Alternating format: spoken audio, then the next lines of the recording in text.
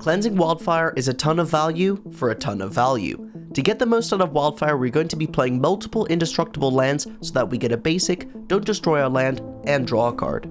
To build around this combo, we need a deck themed around artifacts and card draw. With this list, we're going to be going to Value Town. It has access to many artifacts that draw cards when they enter the battlefield. We can get a lot of value bouncing these cards with our birds and keep recasting them as we will be hitting our land drops and ramp throughout the game. While we're drawing cards, we're going to be disrupting the opponent with all the removal spells in the deck to slow them down a lot. Right now, the Pauper metagame is full of burn, but I believe that this deck will be great against a lot of the other top decks as it grinds a lot and it does have some life gain in the list. I recently won $300 with this deck in a recent video, so I'm confident we can dominate with it again. Starting the first round, we're on the play and we have an interesting opening hand. If this had an artifact land, then we would snap keep it because we have Cleansing Wildfire, but because we have no value to be made, no artifact land, I'm gonna mulligan. Well, looking at this 6, no lands, got a mulligan to 5, and I'm not sure we can keep this 5 because we don't have a lot of lands in the deck, so it'd be a risky keep. You could keep it, but I'd rather mulligan to 4 and just hope to get lucky because we have a lot of card draw in the deck. Right, okay, well, I guess I should just, go to 3 cards. Thank you, Magic Gods. Do you know what Magic likes to do to you when you mulligan to 3? Yep, they paired you against Burn. Obviously, this first game we get absolutely demolished. There's no chance we could have won. Going into boarding, we take out all the clunky removal spells, bring in the Electrickeries to board wipe as well as some life gain. To start off game 2, Magic likes to beat you when you're down, and we have to mulligan our opening 7, but then our 6 is pretty decent. While we have no red source, if we can top deck a mountain or a red source, then we can Cleansing Wildfire to get value. We have Electrickery to wipe the board, as well as Lightning Bolt as an extra removal spell. Let's bottom one of these useless black lands and hope to just rip a red source. We have to get lucky. Hopefully we can counteract our unluckiness from our first game. What's nice is the opponent doesn't have a Swift Sphere to start off the game, but then they do have a 2-drop to follow up. Now we managed to rip a red source off the top, which is pretty lucky, but it is a tap land, so we're going to have to Cleansing Wildfire or do some removal spells next turn and just wait. On the opponent's turn, all they do is get in for 1 damage and cast another 2-drop.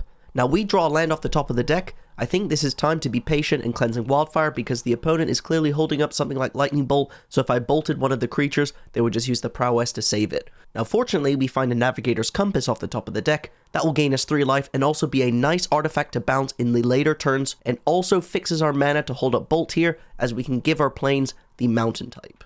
Now things look pretty bad for us when they Reckless Impulse into a third 2-drop with Ward to pay 2 life, so we can bolt that one, but we need to find a removal spell to kill these creatures whilst playing around prowess at the same time. This is getting very awkward. At least we get to display here the value of bouncing Navigator's Compass with Core Skyfisher because we can replay it to gain another 3 life.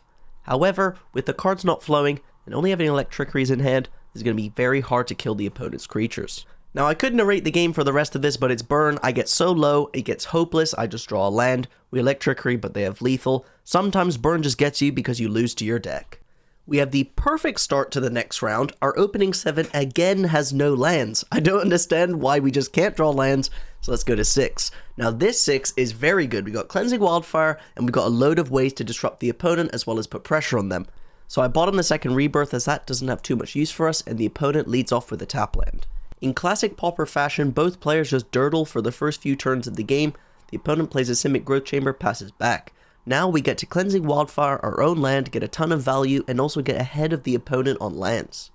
What's also nice here is we get to hold up Galvanic Blast because the Navigator's Compass incidentally fixes our mana. And as the opponent doesn't really do anything, I decide to be mana efficient and blast it on the end step. Top decking a land is perfect here. I decide to go for Inker Wellspring and then bounce it with the Skyfisher over using the Rebirth because I want to get value out of the 2/3 flyer, and I assume that the opponent is playing some sort of initiative deck, so I want to have a flyer that can fly over their creatures.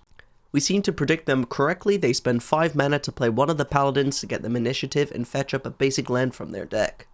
We top deck another Cleansing Wildfire to give us even more value, so let's attack in first, take the initiative, take a basic land out of our deck, then Cleansing Wildfire ourselves, get another land, draw another card, Chainer's Edict their creature, and then cast Inker Wellspring to top off the end of the curve. Now this is exactly what our deck is designed to do. Draw a load of cards, play a load of lands, and tap out completely every turn. This deck is so mana efficient and digs through the deck so much that you can actually do this a lot, and this is why this is my favorite Pauper deck right now.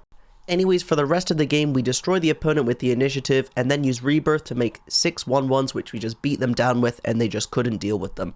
Took a couple turns to get rid of everything, but because we had main deck Graveyard Hate, we really disrupted their deck and won. Going into boarding, Navigator's Compass seems really bad against the control/big creature deck, so let's bring in Destroy Evil, another Relic, and ship it back. Going into the next game, on the draw have to mulligan the opening 7, and then yet again have to mulligan down to 5 because we just were dealt bad hands. However, our 5 is actually really good because we have Cleansing Wildfire, we have Inker Wellspring, and a way to bounce it so that we can accrue back the card advantage that we need. So actually, this is a great display on why this deck mulligans so well, and why I mulliganed aggressively in the first round, because you can mulligan into hands like this where it kind of is just 7 cards. And the Magic Gods gave us this good hand, and somehow the opponent mulliganed to 3. Is Pauper just the format where everyone mulligans to 3? I don't know, it's so weird.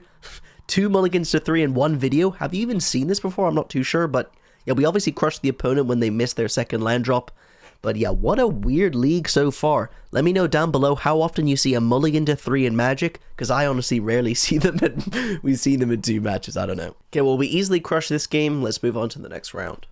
To start off the next round, we're on the draw, and we finally have a keepable opening 7 with the Cleansing Wildfire combo, as well as Experimental Synthesizer, a card that you haven't seen throughout this video yet, but is one of the best card engines in this deck.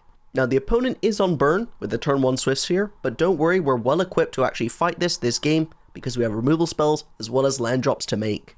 Though the opponent does have a quick start with 2 spells and a big attack with the Swift Sphere, but we have the Galvanic Blast on our turn and the tap land to ship it back. However, passing back the turn, the opponent cantrips into 2 publicly known Chain Lightnings, which is about to be a problem. So now here, all I'm trying to do is to draw into Navigator's Compass, which is why I'm playing the Inker Wellspring and then sacrificing it to the Rebirth. Not finding a Compass is bad, but at least we have 3 chump blockers to block any haste creatures that they could have. The opponent just double Chain Lightnings me, puts me down to 6, and passes back, so I have to find a Navigator's Compass here, or we're gonna lose. I start off with Experimental Synthesizer, because this is a great card and a cheap way to draw cards, as we can cast it, flip the top card, and then Glint Hawk and bounce the Experimental Synthesizer to flip another card. That was 2 mana to draw 2 cards, and we get a 2/2 flyer out of it. Pretty decent, and what this deck is designed to do, again. Now, we don't find anything, so we just gotta play a tap land, play a relic, and hold and cross our fingers that they don't kill us at 6 life with that many cards in hand. But when they bolt us on our end step, I think we can all see where this game is going. Super unfortunate. If we found a compass, we might have had a chance. Going into boarding, games 2 and 3 are a lot better for us because not only do we have cheap sweepers, but we have a lot more life gain in the deck that we can both play and bounce. And going into game 2, on the play, we can showcase this type of hand because not only do we have Navigator's Compass, we can bounce it with Glint Hawk, we also have 2 removal spells to disrupt the opponent. This is exactly what we were looking for. I started off the game with a mountain and not the Navigator's Compass or the tap land because I wanted to have the Lightning Bolt up for a Swift Sphere, but when they don't have Swift Sphere, I just gotta play the Compass and play our tap land. Our opponent then sacrifices the Blood token to draw a card, clearly showing that they kept a 1 lander and they don't have a second land. So now we can bounce our Navigator's Compass, replay it, and also play our tap land. This is looking to be really good for us. However, our opponent does find that second land and can now Swift Sphere and remove our creature and bash in for 3 damage. This could get a bit awkward, but because we have the Lightning Bolt and top deck the Galvanic Blast, we can now control the board. I decide not to cast the Core Skyfisher here because while it is a good blocker, we have Electrickery, and Mono Red does play Rebirth, so I'd rather hold up Electrickery for some more 1/1s on their turn, and maybe use the Galvanic Blast if needed, and not waste the Core Skyfisher, because I kind of want to cantrip more than bounce the Compass here, being at 21 life. Drawing a Cleansing Wildfire is perfect, because now we can get a basic land out of our deck and draw a card. However, drawing a land from that is really awkward, so I actually end up deciding to cast the Core Skyfisher because I want the opponent to use a removal spell on it and also have Navigator's Compass as an option. Maybe this is wrong and I should have just held the Core Skyfisher for longer and maybe thought about Electricking these Vampire Epicures. I'm not sure, maybe this was a greedy play. Well, like a beast, we rip Omen of the Dead off the top of the deck. This means now we can return Core Skyfisher, play this Core Skyfisher, bounce the Omen of the Dead, then recast the Omen of the Dead, get the Glint Hawk, cast the Navigator's Compass, cast the Glint Hawk, bounce the Navigator's Compass. This is just insane value. To make things even better for us, the opponent Reckless Impulses and just plays a Monastery Swift Sphere and passes back. On our upkeep, I decide to sack the Omen of the Dead to scry 2, and that finds another sideboard card, Lone Missionary, so that we can gain 4 more life, gaining 7 total in our hand. That is insane. Let's go above 20 again. The opponent's had enough. Let's go to game 3. Starting game 3, on the draw, this is a really awkward hand, and I don't think it's a keep. Maybe it's okay on the play, but just having no card draw to bounce, as well as no artifact to sack is bad. However, our 6 is very, very strong. 2 removal spells, a life gain spell, and a synthesizer to draw cards. Let's bottom a land and see what the opponent has. The game starts off exactly how we want it. The opponent does not have a 1-drop and no bolt on our end step. They do have a prowess creature on their second turn, but I'm not too worried about it because we do have Galvanic Blast. Now I think I make a mistake here. I do end up casting the Lone Missionary, but this is wrong because this doesn't add to our artifact count on the board, making it a bit more awkward to cast this Galvanic Blast. I probably should have developed the artifacts on the table. The opponent has a synthesizer of their own, plays an Epicure, and attacks in. I decide to chump block here just because I want to save life and try to synthesizer on this turn. Synthesizer hits Lightning Bolt, which is rough, so we've just got to play our land and say go. The opponent uses the activated ability of Synthesizer to make a 2/2, and they bolt our face and attack in.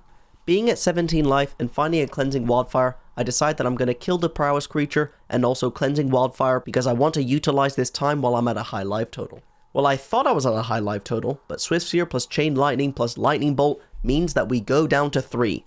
Super rough, so now we've got a cantrip for a way to gain life. I start off with Rebirth on the Synthesizer, then we find a Glinthawk. So now we can Synthesizer, bounce a Synthesizer with Glinthawk, and look for something else.